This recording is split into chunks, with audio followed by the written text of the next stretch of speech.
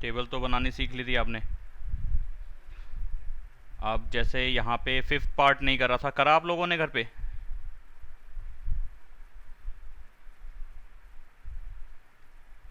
बेटा करे क्वेश्चंस घर पे करे?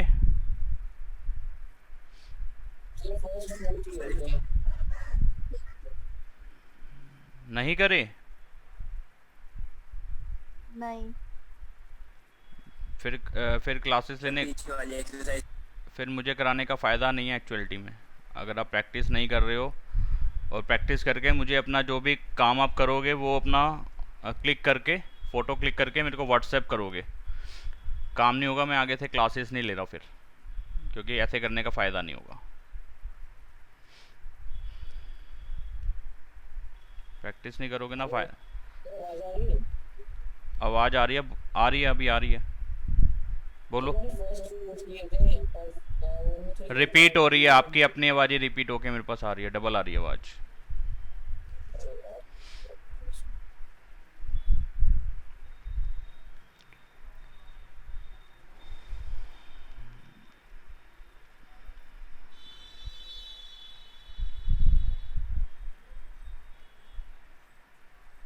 फिफ्थ पार्ट बता रहा हूँ।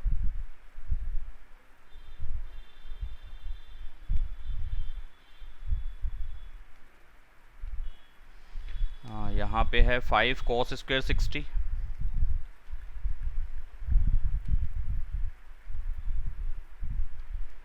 Five cos square 60। तो 5 cos 60 की वैल्यू होती है 1/2। 4 sec 30 cos 30 होता है √3/2, ये हो जाएगा 2/√3, और इसकी पावर 2। 4 का स्क्वायर नहीं है, सिर्फ sec स्क्वायर 30 है, तो यानी कि sec 30 की वैल्यू का स्क्वायर करना है आपने। 1045 होता है 1, इसका स्क्वायर कर देंगे। डिनोमिनेटर में साइन स्क्वायर 30,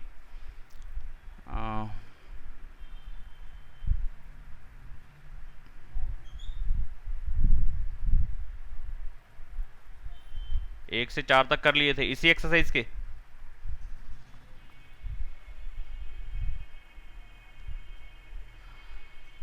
साइन 30 होता है, ओके, साइन 30 होता है 1/2, इसका स्क्वायर हो जाएगा। एंड कॉस 30 होता है √3/2, इसका स्क्वायर हो जाएगा।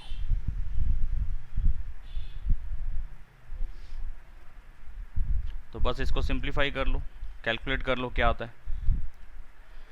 1 का स्क्वायर 1, 2 का स्क्वायर 4, 4 तो है ही, 2 का स्क्वायर 4, √3 का स्क्वायर 3, -1 का स्क्वायर 1, और 1 के नीचे कुछ नहीं है तो 1 लगा दो, तो क्योंकि अगला स्टेप हमारा एलसीएम का ही है। 4 × 4 16 हो जाएगा, तो यहाँ पे लिख देता हूँ 16/3 हो जाएगा ये। और 5 × 1 5 होता है, तो ये 5/4 हो जाएगा। ऐसे ही 1 का स्क्वायर 1, नीचे 2 का स्क्वायर 4, और प्लस √3 का स्क्वायर 3, नीचे 2 का स्क्वायर 4। अगला स्टेप, न्यूमरेटर में एलसीएम आ जाएगा 12, यहाँ कितना हो जाएगा 15, यहाँ कितना हो जाएगा 64, और यहाँ कितना हो जाएगा 12, और अपॉन में कितना आएगा 1 + 3/4। एलसीएम लेके सॉल्व कर दिया मैंने। आगे इन दोनों को प्लस करोगे और इसका ये माइनस कर दोगे, तो कितना हो जाएगा 5 और 4 9, और 6 और 1 7, माइनस में 12, अपॉन में 12, और इस पूरे के नीचे आया 3 और 1 4, 4/4, वो कटने के बाद 1 ही हो जाएगा। ठीक है, तो हमारे पास बच गया 9 और 2 को माइनस करेंगे 7, 7 और 1 को माइनस करेंगे 6, अपॉन में 12, और इस पूरे के नीचे 1 है तो इस 1 को लिखने की ज़रूरत तो है नहीं, तो 67/12 इसका आंसर होगा। अगर बुक है तो देखो, नहीं तो फिर मैं आंसर शीट खोलूँ।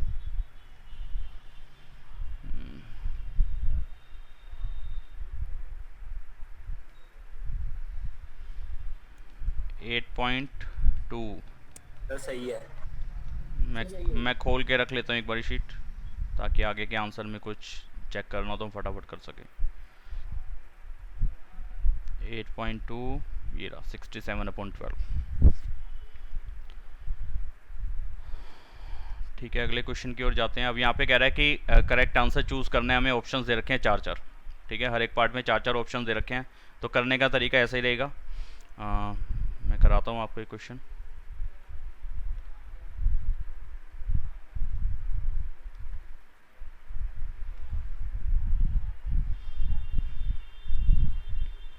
2 10 30, क्वेश्चन कुछ ऐसे है, 2 10 30 अपॉन में 1 प्लस 10 स्क्वायर 30, तो 2 इंटू 10 30 की वैल्यू। अब वो कह रहा है कि साइन 60 की वैल्यू होगी या कॉस 60 की होगी, या जो भी आंसर आएगा वो क्या होगा। तो आपको इसकी वैल्यूज़ भी पता होनी चाहिए, जो आंसर हमारे को यहाँ ये ऑप्शंस दिए हुए हैं उनकी वैल्यूज़ पता होनी चाहिए, तभी काम हो पाएगा। तो बता दूँ कैसे करना है इसका। 2 इंटू 10 30, 10 30 की वैल्यू कितनी होती है, 1/√3, 1 प्लस 10 स्क्वायर 30, 10 30 की वैल्यू अगेन 1/√3, और इसका स्क्वायर करना पड़ेगा क्योंकि यहाँ पे 10 का स्क्वायर था। ये हो जाएगा 2/√3, यहाँ पे कितना आएगा 1/1 प्लस 1 का स्क्वायर 1 और √3 का स्क्वायर 3। तो यहाँ क्या बनेगा 2/√3, इस पूरे के नीचे यहाँ पे एलसीएम लेना पड़ेगा इसका। एलसीएम लोगे तो यहाँ 3 आ जाएगा और यहाँ पे 3 + 1 बन जाएगा। 2/√3 है ही, इसके नीचे कितना आ गया 3 और 1 4/3। इसका अगला स्टेप क्या हो जाएगा, मेन डिवाइड यहाँ चल रही है तो डिवाइड के बाद वाले का क्या हो जाता है, रेसिप्रोकल। तो 2/√3 इंटू 3/4, अच्छा 2 से ही कटेगा, ये आ गया हमारे पास 3/2√3। ऐसी तो कोई वैल्यू हमारे पास है नहीं टेबल के अंदर, ठीक है। तो नीचे से रूट को ख़त्म कर देते हैं, यानी कि ऊपर नीचे मल्टीप्लाई कर देते हैं रूट को। तो कितना हो जाएगा 3√3/2 इंटू √3, और सॉरी √3 और √3 की मल्टीप्लाई 3 से 3 कट गया, कितना आ जाएगा √3/2। अब √3/2 कहाँ कहाँ वैल्यूज़ होती हैं उसको बाद में देखते हैं, पहले हम जिनकी जो ऑप्शन थे उनकी वैल्यूज़ लिख लेते हैं क्या क्या होती है। तो साइन 60 की वैल्यू होती है √3/2, कॉस 60 की वैल्यू होती है 1/2, tan 60 की वैल्यू होती है √3, और साइन 30 की वैल्यू होती है 1/2। तो हमारा आंसर क्या रहा था √3/2। तो √3/2 किसकी वैल्यू है, साइन 60 की। तो हमारा ऑप्शन क्या होना चाहिए, साइन 60 इसका आंसर होना चाहिए, साइन 60 है हमारा आंसर ये, यानी कि √3/2 एक तरीके से साइन 60 ही बनता है। ठीक है बेटा, क्लियर हो गया।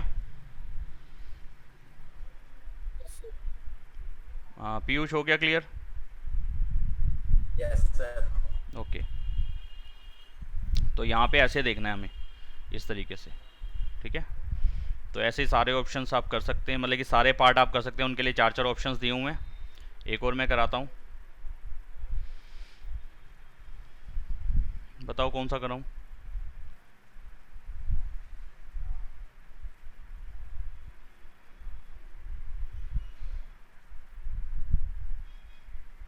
सर बी करा।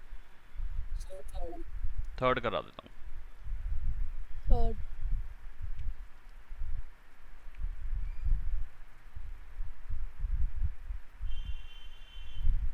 थर्ड में कह रहा है 2 साइन 2a,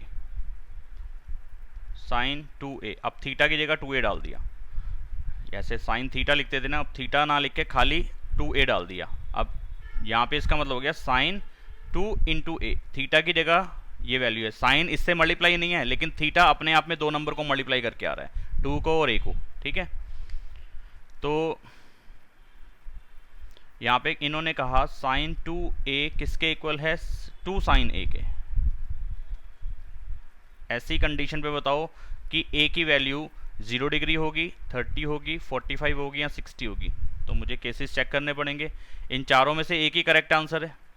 तो sine 2 into 0 degree 2 sine 0 degree. अब मैं इसको चेक कर लेता हूँ कि ये स्टेटमेंट ट्रू बन रही है कि नहीं बन रही, इक्वल का साइन आएगा कि नहीं आएगा। इसका सॉल्यूशन क्या बनेगा, साइन 2 इंटू 0 डिग्री कितना हो जाएगा 0 डिग्री, और 2 साइन 0 डिग्री यानी कि 2 इंटू साइन 0 डिग्री, ठीक है। साइन 0 डिग्री पे क्या वैल्यू होती है 0, 2 इंटू साइन 0 पे क्या वैल्यू होती है 0, 2 को 0 से मल्टीप्लाई करोगे 0। तो क्या दोनों आंसर सेम आ रहे हैं? Yes sir. तो ये इक्वल वाली कंडीशन तो ये बन गई कि यानी कि यहाँ पे हमारे को क्लियर हो गया। इसका मतलब देयरफॉर जो a है वो कितना होना चाहिए था, 0 डिग्री ही होना चाहिए था, आपने जो बोला, ठीक है। अगर मैं 30 पे चेक करता तो क्या ये ट्रू रहता, 2 साइन सॉरी साइन, अब मैं यहाँ पे a की जगह पे 30 लगा रहा हूँ। तो क्वेश्चन था साइन 2a और 2 इंटू साइन a, ये था। तो साइन 2 इंटू 30 डिग्री, और यहाँ पे कंडीशन चेक कर देंगे इक्वल आएगा कि नहीं आएगा। 2 साइन 30 डिग्री, अच्छा ये हो जाएगा साइन 60 डिग्री। 2 इंटू 30 इंटू 2 कितना आ जाएगा 60, और 2 इंटू साइन 30 डिग्री। अब नेक्स्ट स्टेप में वैल्यूज़ लगा देते हैं, या इसी पे वैल्यू लगा देता हूँ यहाँ पे। तो साइन 30 की वैल्यू होती है 1/2, साइन 60 की वैल्यू नेक्स्ट स्टेप में लगाई √3/2, इसकी कैलकुलेशन आई 1। क्या ये दोनों इक्वल हैं? नहीं, तो इस केस में ये दोनों इक्वल नहीं आए, यहाँ पे इक्वल नहीं है। मुझे चाहिए थे इक्वल आने, तो 30 पे लगाने के बाद ये इक्वल नहीं आया, ठीक है ना। तो इस तरीके से मेरा सिर्फ 0 पे ही ट्रू आएगा आंसर, यानी कि ये इक्वल बनेगा, अदरवाइज किसी और पे नहीं बनेगा, ना 45 पे ना 60 पे, ठीक है। तो यहाँ पे पहला ऑप्शन लगाया तो मेरे को आंसर मिल गया था। अब आगे कुछ और देखने की ज़रूरत मुझे थी नहीं, आगे वाला ये काम करने की ज़रूरत नहीं थी वैसे इस क्वेश्चन में, ठीक है। ये तो चेकिंग करके बता दिए कैसे होगा। आगे चलते हैं।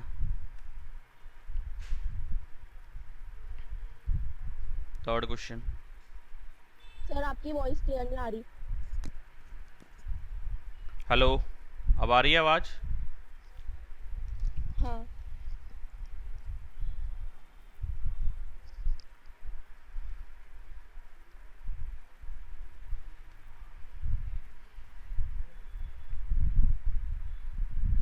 यहाँ पे इन्होंने कहा कि if 10a plus B 10a plus B √3 के इक्वल हो, एंड दूसरी स्टेटमेंट में इन्होंने कहा एंड के बाद 10a माइनस बी इक्वल है 1/√3 के। तो ऐसे में a और b फाइंड करो, और कंडीशंस बता रखी हैं कि a प्लस बी जो है बड़ा होगा 0 डिग्री से और छोटा होगा बराबर होगा 90 के, ठीक है।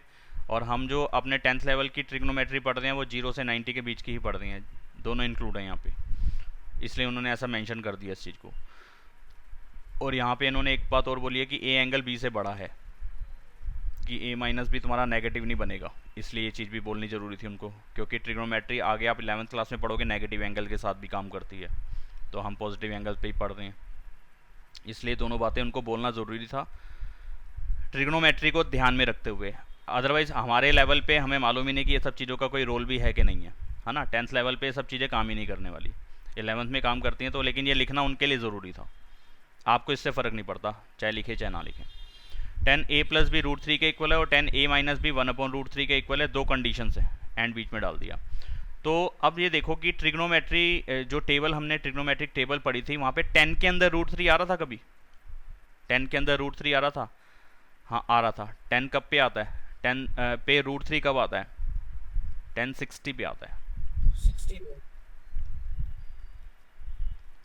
तो यहाँ पे मैं √3 की जगह लिख दूंगा कि ये 10 60 के इक्वल है, चाहे √3 लिखूँ या 10 60 लिखूँ एक ही बात है, क्योंकि 10 60 पे वैल्यू √3 ही बनेगी। अच्छा, अब ये 10 थीटा है, ये चीज़ किसको बता रही है? a प्लस बी किसको बता रहा है? थीटा को ना बेटा, तो 10 थीटा एक तरीके से, ठीक है। और यहाँ पे ये भी किस चीज़ को बता रहा है? थीटा क्यों बता रहा है? और थीटा का मतलब एंगल, तो मैं इसको ऐसे समझाता हूँ एंगल लिख के। तो इसका मतलब हो गया 10 एक एंगल और 10 एक एंगल, 10 थीटा यानी कि एंगल और 10 थीटा यानी कि एंगल। अगर ये इक्वल है तो किस कंडीशन पे इक्वल हो सकते हैं? सिर्फ एक ही शर्त पे कि यहाँ का एंगल और यहाँ का एंगल इक्वल होना चाहिए। अगर इक्वल का साइन बीच में है तो ये दोनों एंगल इक्वल होने चाहिए, ठीक है। तो इसका मतलब डायरेक्टली मैं इसको ऐसे लिखूंगा नेक्स्ट स्टेप में, यहाँ पे थीटा की जगह है a प्लस बी और यहाँ पे थीटा की जगह 60, बीच में इक्वल का साइन आपने खुद ही लगा रखा है क्वेश्चन में से, ठीक है। तो इसका मतलब ये हो गया, या तो देयरफॉर का साइन लगाओ या इट इंप्लाइज ये वाला साइन लगाओ, a प्लस बी 60 के बराबर है। ये मत करना 10 से 10 काट दिया, ये नहीं हो रहा, क्योंकि 10 a प्लस बी के साथ मल्टीप्लाई नहीं है और 10 60 के साथ मल्टीप्लाई नहीं है, तो ये कट नहीं सकता था। ये एक ही तरीके से ये समझा हुआ, मतलब कि समझ के लिखने वाली बात थी ये, कि 10 थीटा और 10 60 अगर ये बराबर हैं, इसका एक ही मतलब हो सकता ना कि यहाँ थीटा की जगह क्या लिखा हुआ था? 60, यानी कि थीटा की वैल्यू कितनी है? 60। ये नहीं होगा कि 10 से 10 काट दूंगा, ऐसा कभी भी नहीं करना इसके अंदर, ठीक है। तो अगर टेन थीटा है इक्वल में टेन 60 है, तो इसका मतलब थीटा की जगह एक जगह पे ए प्लस बी लिखा है और एक जगह पे 60 लिखा है, बीच में इक्वल का साइन है, तो दोनों थीटा सेम होने चाहिए, यानी कि ए प्लस बी 60 के बराबर होना चाहिए। डायरेक्ट ये स्टेप आएगा इसके बाद, ठीक है। इसी तरीके से मैं इधर भी कर सकता हूं कि 10 A minus B is equal to 1/√3 है ना, तो 10 के अंदर ही देखो 1/√3 कब आता है, 1/√3 10 के अंदर ही ढूंढना है और कहीं नहीं ढूंढना आपने, तो ये 10 30 पे आता है, ठीक है। तो यहाँ पे थीटा की जगह क्या लिखा है, a माइनस बी, और इधर थीटा की जगह क्या है 30, तो इसका एक ही मतलब हुआ कि a माइनस बी किसके इक्वल है 30 के, ठीक है। तो ये बन गई आपकी फर्स्ट इक्वेशन, यहाँ पे 60 था, और ये बन गई आपकी सेकेंड इक्वेशन। इनको सॉल्व कर लेंगे, दोनों इक्वेशंस को सॉल्व कर रहे हैं। तो यहाँ तो चैप्टर 3 का यूज़ कर सकते हैं, लेकिन चैप्टर 3 आप कह रहे थे कि आपने समझा नहीं, तो मैंने इसको करने का एक तरीका समझा ही दिया था। एलिमिनेशन मेथड समझाया था मैंने, क्या नहीं समझाया था? Yes sir. समझाया था एलिमिनेशन मेथड। Substitution method. हाँ, सब्स्टिट्यूशन समझा था ना, तो सब्स्टिट्यूशन मेथड से इसको कर लेंगे। यानी कि a में से मैं वैल्यू निकाल लेता हूँ, यहाँ से फर्स्ट इक्वेशन में से a की वैल्यू निकाल लेता हूँ, कितनी आएगी देखो 60 माइनस b आएगी, ये इधर जाएगा तो माइनस का b हो जाएगा, और ये वाली वैल्यू को मैं पुट कर दूंगा, put a is equal to 60 minus b in equation 2, equation 2 में लगा दूंगा। क्यों? क्योंकि मैंने ये वाली a की वैल्यू इक्वेशन 1 में से निकाली थी, तो 1 में से निकालोगे तो 2 में लगानी पड़ेगी, अगर 2 में से निकालोगे तो 1 में लगानी पड़ेगी, अदरवाइज उसी में मत लगा देना, उससे फ़ायदा नहीं होगा कुछ, दोनों साइड्स इक्वल आ जाएंगी। तो a की वैल्यू कितनी लगानी है 60 माइनस बी, और कहाँ लगानी है इक्वेशन 2 में, और किसकी जगह पे लगानी है, a की जगह पे लगानी है। तो लगा दो इक्वेशन 2 में, a को हटा के ये लिख दो 60 माइनस बी, 60 माइनस बी लिख दिया, और माइनस का भी ऑलरेडी दे रखा है, ठीक है, लिख दिया, किसके इक्वल 30 के इक्वल, ठीक है। तो अगले स्टेप में क्या बन जाएगा 60 माइनस 2b किसके इक्वल 30 के इक्वल।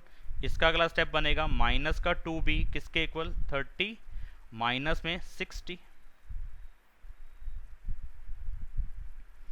माइनस का 2b किसके इक्वल आ जाएगा माइनस के 30 के, माइनस से माइनस कट गया, और माही आवाज़ सही आ रही है? हाँ सर अब सही आ रही है। 2 से कटने के बाद ये आ गया 15 डिग्री, ठीक है। तो इसका मतलब therefore b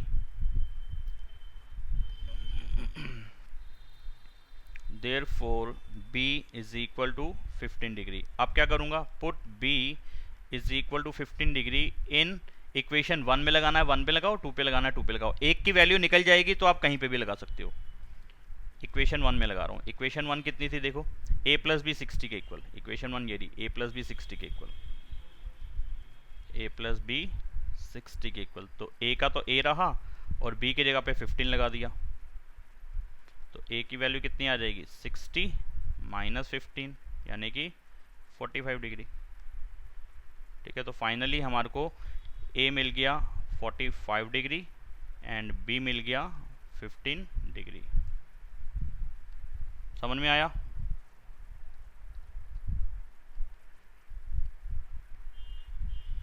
yes sir. Yes sir. ठीक है,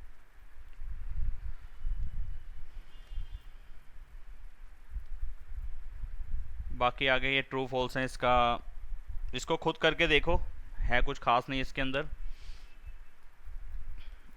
तो ये चीज़ें आपको क्लियर हो गई, ये कर पाओगे अब, ये इस तरीके के क्वेश्चंस आप कर पाएंगे? हाँ ठीक है।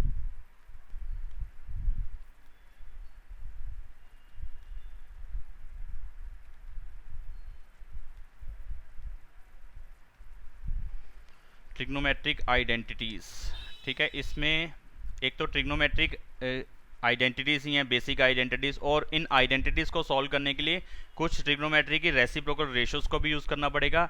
रेसिप्रोकल रेशियोज़ हमने फर्स्ट एक्सरसाइज में पढ़ ली थी पंडित बद्री प्रसाद के टाइम पे, ठीक है। तो मैं उनको लिख के बता रहा हूँ एक बारी, देखो पंडित बद्री प्रसाद हर हर बोले। आप देखो अगर साइन की वैल्यू लिखते थे तो क्या लिखते थे बताओ मेरे को, p/h लिखते थे कि नहीं लिखते थे? हाँ लिखते थे। कॉस की वैल्यू क्या लिखते थे? साइन के बाद ऐसा करता हूँ, इसका रेसिप्रोकल बता। B upon H. एक सेकेंड, कॉसेक की वैल्यू क्या लिखते थे? कॉसेक की वैल्यू लिखते थे एच अपॉन में पी, ठीक है। ऐसे ही अगर मैं बोलूँ कि आप कॉस की वैल्यू क्या लिखते थे? बी अपॉन में एच, दूसरे वाला है ना। और इसी का उल्टा क्या होता था? सेक, ये होता था। और H upon B. हाँ मैं लिखता जा रहा हूँ, देखते जाओ। टेन थीटा होता था पी अपॉन में बी, और कॉट थीटा होता था बी अपॉन में पी, ठीक है। तो आप देख ही रहे हो कि साइन में जो वैल्यूज आ रही हैं, कॉस में इसका उल्टा आ रहा है, ठीक है। और अगर मैं इसी को, अब देखो इसको कैसे कर रहा हूँ, मेरा ध्यान से देखना यार इस बात को। यहाँ पे थोड़ा सा स्पेस बनाता हूँ समझाने के लिए।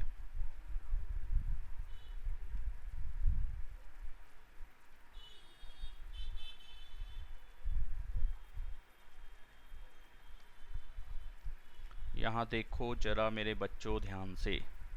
अच्छा जी, ये हो गया।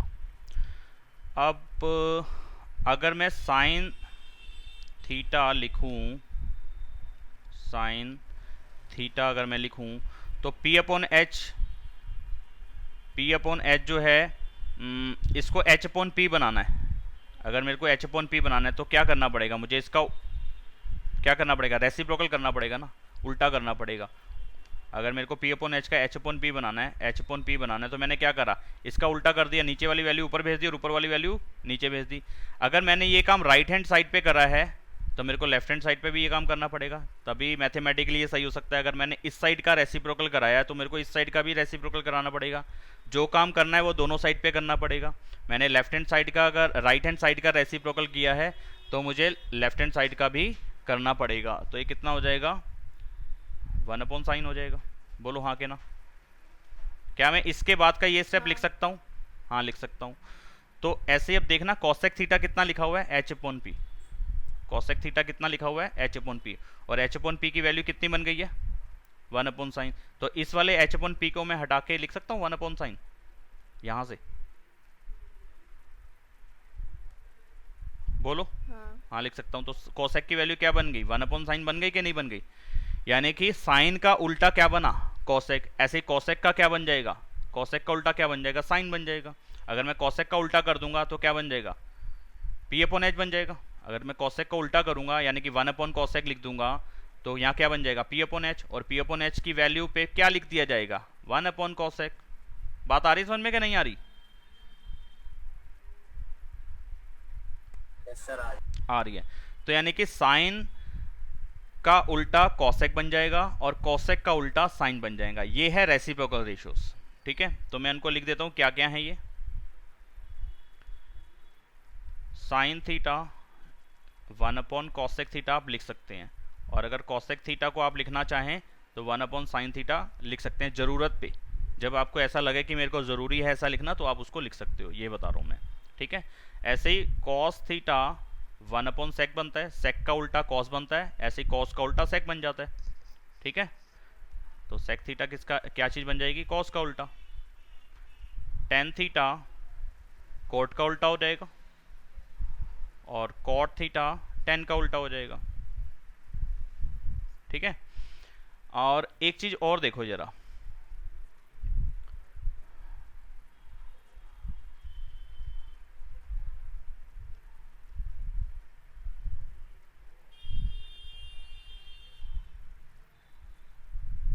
ये क्या था? साइन। ये क्या था? कॉस। आपने ट्रिग्नोमेट्रिक टेबल के टाइम पे भी सीखा था इस चीज को कि साइन और कॉस को जब डिवाइड करते हो तो 10 आता है। आप यहीं पे चेक कर लो, देखो साइन कितना था? पी अपॉन में एच, डिवाइड कर दो कॉस से, बी अपॉन में एच। क्या होगा अगला स्टेप? पी अपॉन में H multiply by H upon में बी। एच से एच कट गया, क्या आ गया? पी अपॉन में बी। और पी अपॉन में बी किसकी वैल्यू होती थी? 10 की, ठीक है। तो टेन थीटा को ये भी लिख सकते हैं 1 अपॉन कॉट, और दूसरी चीज लिख सकते हैं साइन थीटा को और कॉस थीटा को आप डिवाइड कर दो तो 10 बन जाता है। ऐसे ही कॉट को हम लिख सकते हैं कॉस थीटा को साइन थीटा से डिवाइड कर दो तो कॉट बन जाता है। तो रेसिप्रोकल रेशियोज में हम 10 की जगह पे ज़्यादातर जो यूज़ करेंगे वो ये वाली वैल्यूज़ का यूज़ करेंगे, और ऐसे ही कॉट पे भी ज़्यादातर हम इसका यूज़ करेंगे। बहुत रेयर कंडीशन पे ये वाली लगेंगी, ठीक है। ठीक है बेटा। Yes, sir. हाँ, तो ये तो हो गई रेसिप्रोकल रेशियोज जो कि स्टार्टिंग में हमने सीखी हुई हैं। तो एक तो ये चीज़ आपको याद रखनी है। दूसरा, ट्रिग्नोमेट्रिक आइडेंटिटीज अब मैं लिखवा रहा हूँ आपको। जो आइडेंटिटीज हैं वो कौन कौन सी हैं? साइन स्क्वायर थीटा और कॉस स्क्वायर थीटा हमेशा 1 के इक्वल होगा। Sine square theta plus cos square theta हमेशा 1 के इक्वल होगा। और इसी में से दो और बन जाएंगी। अगर मैं साइन स्क्वायर की वैल्यू को निकालूं तो क्या लिखोगे? 1, ये कॉस स्क्वायर उधर जाके माइनस हो जाएगा। तो दूसरी आइडेंटिटी ये बन गई। पहली आइडेंटिटी, दूसरी आइडेंटिटी पहली में से ही बन गई। तीसरी आइडेंटिटी भी पहली में से ही बन जाएगी। अगर मैं कॉस स्क्वायर की वैल्यू को निकालूं तो क्या हो जाएगा? 1 माइनस साइन स्क्वायर हो जाएगा। उस टाइम पे साइन स्क्वायर उधर चला जाएगा। तो पहली 3 आइडेंटिटी ये बन गई। ठीक है। इसके बाद अगली आइडेंटिटी है 4th नंबर की, sec square minus tan square 1 के इक्वल होगा। ये याद रखना है कि sec square minus tan square 1 के इक्वल होगा। तो 5th नंबर की आइडेंटिटी इसी में से बन जाएगी। सेक स्क्वायर की वैल्यू कितनी आ जाएगी? 1 प्लस टेन स्क्वायर, ये उधर जाके प्लस हो जाएगा। इससे नेक्स्ट वाली आइडेंटिटी क्या बनेगी? टेन स्क्वायर को पॉजिटिव करना है, यानी कि टेन स्क्वायर अगर इस वाली आइडेंटिटी में से निकालो तो कितना हो जाएगा? ये इधर आके 1 माइनस हो जाएगा, यानी कि टेन स्क्वायर थीटा क्या बन जाएगा? सेक स्क्वायर थीटा माइनस में 1। ठीक है। तो एक ये याद रख ली तो दो ये बन जाएंगी। ऐसे ही अगर एक ये याद रख ली तो दो ये और बन जाएंगी। तो 6 आइडेंटिटी हो गई हमारी। 2 याद रखी, टोटल 6 बन गई। 7th नंबर की identity cosec square theta minus cot square theta भी 1 के इक्वल होगा। जैसे यहाँ पे sec square minus tan square 1 था, ऐसे यहाँ पे cosec square minus cot square 1 होगा। लेकिन sine square plus cos square 1 होगा, sine square minus cos square 1 नहीं होगा। ठीक है। ये कहाँ से बनी अभी इसका थोड़ा आइडिया देता हूँ मैं आपको। बेसिक आइडेंटिटीज़ हैं। इससे अगली वाली आइडेंटिटी 8th नंबर की, अगर मैं कॉसेक स्क्वायर की वैल्यू को निकालूंगा तो क्या हो जाएगा? माइनस का कॉट स्क्वायर उधर जाके क्या हो जाएगा? प्लस का हो जाएगा ना। तो ये हो जाएगा 1 प्लस कॉट स्क्वायर थीटा। ठीक है। और 9th नंबर की आइडेंटिटी, यानी कि 9th आइडेंटिटी में कॉट स्क्वायर की वैल्यू को लिखना होगा। तो कॉट स्क्वायर की वैल्यू क्या हो जाएगी? 1 इधर आके माइनस हो जाएगा, यानी कि कॉसेक स्क्वायर थीटा माइनस 1। तो एक ये याद रखी तो दो ये और बन गई।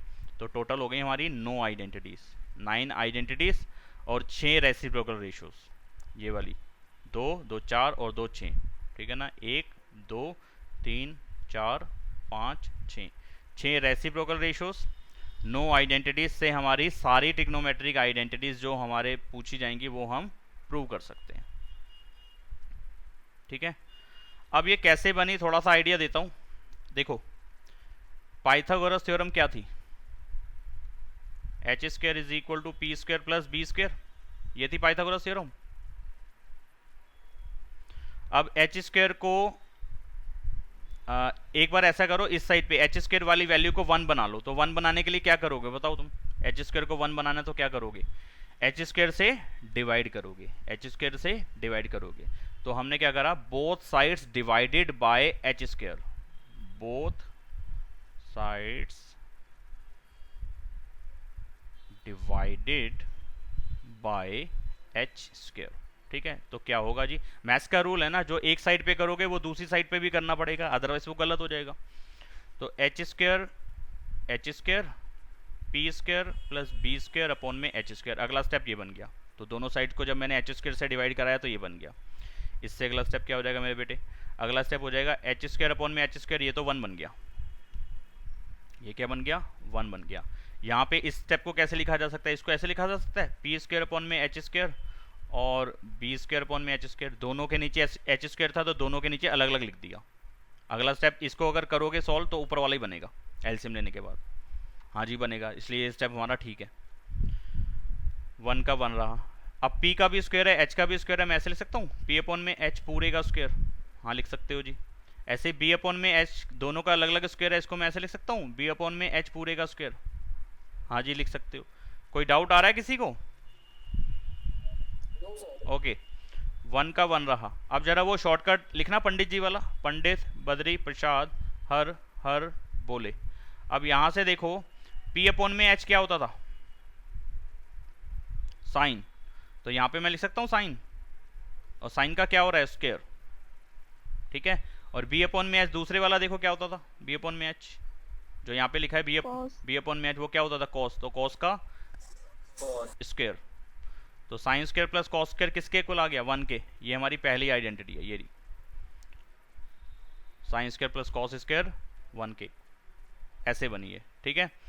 अब दूसरी वाली आइडेंटिटी को ऐसे बनी, वो दूसरी वाली तो इसी में से बन गई थी पहली में से ही, और तीसरी वाली भी पहली में से ही बन गई थी, तो इन तीन को अलग से और करने की जरूरत नहीं है, पहली को कर लिया, बाकी तो इसी में से ही बनी है। अच्छा, तीसरे जो चौथे नंबर की आइडेंटिटी है, यहाँ 7वें नंबर की जो आइडेंटिटी है वो कैसे बनी थी जी, वो भी इसी में से ही बनी थी, फटाफट से उसको भी देख लो। Again Pythagoras H square P square plus B square, Pythagoras theorem. अब मैंने h को 1 ना बना के मैं p को 1 बनाता हूँ, p स्क्वायर को 1 बनाता हूँ, तो क्या करना पड़ेगा, again both sides divided by p square, तो ऐसे लिखा जाएगा अगला स्टेप। इससे अगला स्टेप क्या हो जाएगा, h अपॉन में p इसका स्क्वायर, p अपॉन में p इस पूरे का स्क्वायर, और b अपॉन में p इस पूरे का स्क्वायर, यही होगा ना जैसे ऊपर वाले में करा था। यहाँ से तो p और p कट गया, हाँ जी कट गया, शॉर्टकट डाल दो यहाँ पे पंडित, शॉर्टकट ऐसा करता हूँ किसी दूसरे कलर से लेता हूँ, पंडित बद्री प्रसाद हर हर बोले। h अपॉन में p क्या था देखो जरा, h अपॉन में p इसका उल्टा था ना, कॉसेक होता था ये, तो यहाँ पे आ जाएगा कॉसेक। ये तो कटने का 1 ही आ गया, p अपॉन में p कटने का 1 आ गया, तो 1 का स्क्वायर क्या आएगा 1 ही आएगा, प्लस b अपॉन में p क्या होता था, b अपॉन में p तीसरे वाला का उल्टा यानी कि 10, और 10 का उल्टा कॉट, b अपॉन में p क्या होता था कॉट, तो इसकी जगह पे क्या लिख दिया जाएगा कॉट। तो हमारी आइडेंटिटी एक ये बन गई, यानी कि अगर चाहते हो 1 को सेपरेट करना तो कॉट स्क्वायर को इधर लाके माइनस करा दो, तो cosec square minus cot square 1 के equal, cosec square minus cot square, ये रहा cosec square minus cot square 1 के इक्वल। अगर ये वाली आपको याद होगी तो बाकी दो अपनी बन जाएंगी। वैसे जो हमारी बनी थी वो ये वाली बनी थी अभी, cosec square is equal to 1 plus cot square, पहले cosec square is equal to 1 plus cot square. अगर आपकी एक बन गई तो उससे लिंक्ड दो होती हैं, एक से लिंक दो होती हैं, जैसे कि ये वाली बन चुकी थी जिसपे मैंने टिक करा है, तो इससे ऊपर वाली भी बन जाएगी, इससे नीचे वाली भी बन जाएगी, तो एक की डेरिवेशन समझा दी, बाकी दो तो इसी में से बनी है। ऐसे सेको 10 वाली भी बन जाएगी, उस टाइम पे हम b वाले को 1 बना लेंगे, यानी कि both sides divided by b square. Okay,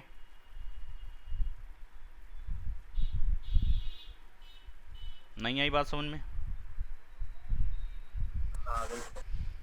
तो ये हैं ट्रिग्नोमेट्रिक आइडेंटिटीज और रेसिप्रोकल रेशियोज, ये हमें ध्यान रखनी है, तब हम अगली एक्सरसाइज जो है मेन एक्सरसाइज इसकी, हाँ आपकी ये वाली एक्सरसाइज 8.4 और 8.4 में अपने ये क्वेश्चन मेन है नीचे वाले 5th क्वेश्चन, ठीक है। ये तो फिर वही वाले हैं जो हमारे अभी फ़िलहाल टॉपिक हटा दिया गया है, ठीक है। वो कॉम्प्लीमेंट्री एंगल्स रेशियो से ये होने थे वाले क्वेश्चन, ये हटा दिया है, तो इसको मैं नहीं ले रहा। तो ये वाले क्वेश्चन अब हमने करने ट्रिग्नोमेट्रिक आइडेंटिटीज़ के। तो अब